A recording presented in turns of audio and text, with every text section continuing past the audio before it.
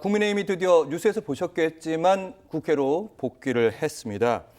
오늘 법제사법위원회 전체 회의 열렸는데요. 이 상임위에 국민의힘 의원들까지 딱 앉아있는 모습 오랜만에 보니까 반갑긴 했는데 앞으로 이 여야의 대치 상황은 국회에서도 비슷하겠다 이런 생각이 잠시 들었어요. 약간 예고편 같다? 예. 그렇죠.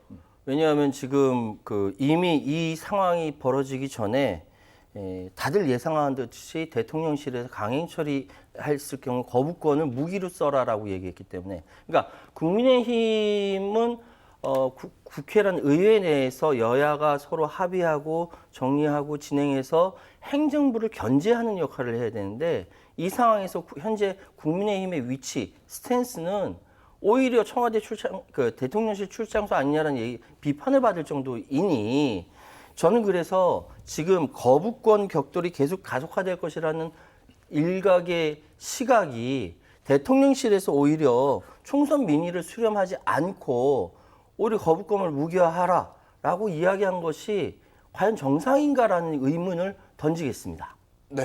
의문 던져주고 답변하셔야 되는. 근데 사실 거부권에만 너무 국민의힘이 의존하는 게 아닌가 이런 지적들. 거부권은 정식 용어가 제2요구권 저번에도 말씀하셨듯이. 그러니까 뭐냐면 한 번 더 논의해달라는 얘기거든요. 거부권이란 건 어떻게 보면 약간 부정적인 뉘앙스가 있어서 가치 중립적인 용어를 좀 말씀드리고 싶고, 이 현실이 그렇습니다. 뭐냐면 여소야대 국면이잖아요. 그리고 192명 대 108명입니다. 그리고 국회의장이 경선 과정에서 보면 누구보다도 이재명 대표의 마음을 얻으려고 경쟁을 했지 않습니까? 그렇다면 그분이 과연 중립적인 역할을 할 수 있을까? 저는 주심이라고 표현한다면 주심이 저쪽에 계시다. 그리고 부심이라고 할 수 있는, 저는 부심이 국회 부의장이라고 보는 게 아니라 실질적으로 보면 의장과 함께 가장 중요한 게 어떻게 보면 그 다음으로 중요한 게 법사위원장인데, 그렇죠. 법사위원장도 정청래 의장인데 이분이 부심이라고 표현을 한다면 기울어진 운동장 속에서 주심하고 부심마저도 저쪽이거든요. 그렇다면 우리가 제2 요구를 하는 내용들을 봤을 때 여야 합의가 안 됐거나, 예를 들면 또 우리가 재정이라는 게 한도가 있지 않습니까? 이 재정을 쓸 때 효율적으로 써야 되는 거잖아요. 근데 대통령이 제2 요구권을 했던 게 전세 사기 특별법이 있습니다. 전세 사기 참 안타깝습니다. 근데 이 부분을 해결할 때 선지연하고 후 구상권 청구하는 거잖아요. 근데 이게 국가의 재정이 들어가는 겁니다. 이게 3조에서 4조 들어간다는 부분이 있는데요. 이 부분에 있어서 어떻게 할 것인가의 부분이 있어요. 근데 사기를 당했을 때 그런 국가가 다 안쓰럽다고 해서 모든 사람들의 사기 그 부분을 다 해결할 수는 없는 거 아닙니까? 형평성도 있는 거고요. 그다음에 민주유공자 예우법도 이름은 민주지만 결국은 운동권 셀프 지원법이라는 얘기가 있습니다. 한편으로 보면 자유민주주의의 어떤 가치와 반하는 난민전 사건이나 동의대 사건 관련해서도 그런 부분이 또 유공자로 될 수 있다는 부분이 있거든요. 결국은 이게 하나하나 뜯어보면 충분히 좀 더 논의가 더 필요한 사안이 있기 때문에 제2요구를 하는데, 이거는 헌법상의 권리입니다. 대통령이 가질 수 있는 부분이기 때문에 저는 그렇게 표현하고 싶습니다. 야당이 좀 더 여유를 갖고 좀 의견을 폭넓게 하면, 국민들이 그게 동의한다면 분명히 대통령도 이거를 마냥 제2요구를 할 수 없는 거 아닙니까? 좀 더 이렇게 품이 좀 넓었으면 합니다. 답상이 좀 더 그랬으면 좋겠다. 김기웅 전 대변인께 요 질문 바로 이어서 드릴게요. 상임위 일정들이 곳곳에 잡혀 있긴 합니다. 하지만 여전히 여소야대. 그러니까 말씀드린 대로 여러 가지 국회에 다시 등원했다고는 하지만 문제가 있는 게 일단 청문회도 방금 전세 사기 말씀하셨으니까 입법 청문회도 열리기로 했는데 여기에는 국민의힘이 참석하지 않았습니다. 그러니까 법사위도 5분 만에 파행된 게 사실은 간사부터 뽑아야 되는 거고 다시 일정 다 잡자 이렇게 얘기했는데 결국엔 속행됐고 오늘 방송3법도 법사위에서 통과됐고, 그러니까 쉽게 말하면 민주당과 야당 주도로 계속 굴러가고 있단 말이죠. 그 외에 대안이 없는 것인지. 그러니까 이게 어제 저는 추경호 원내대표의 얘기 중에서 저는 왜 추경호 원내대표가 그런 얘기를 하면서 사의를 했을까?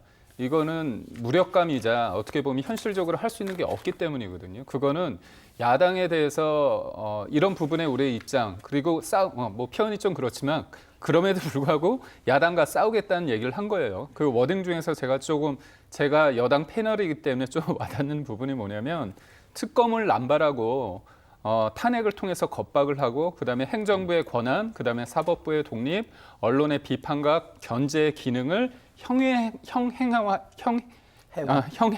완전 그 그렇죠. 흔적도 없이 사라지게 만들었다. 예. 없애겠다는 거잖아요. 예. 그런 상황에서 우리가 과연 할 수 있는 게 뭘까? 그렇다면 장애 투쟁도 중요하지만 원내에 들어가서 할 수 있는 부분을 하자. 하지만 이 부분에서 힘들다는 걸 보여주고 저는 그렇습니다. 제가 늘 얘기하듯이 대통령은 권한이 있고요. 실질적인 권력은 국회에 있습니다. 예. 여소야대에서는 더더욱 그렇거든요. 그렇기 때문에 이 부분에 있어서 국민들에게 호소를 하는 겁니다. 우리가 할 수 있는 게 이만큼이다. 결국은 우리는 민생을 통해서 국민 여러분을 위해서 싸우겠다. 도와달라. 그런 얘기를 했다고 봅니다. 네.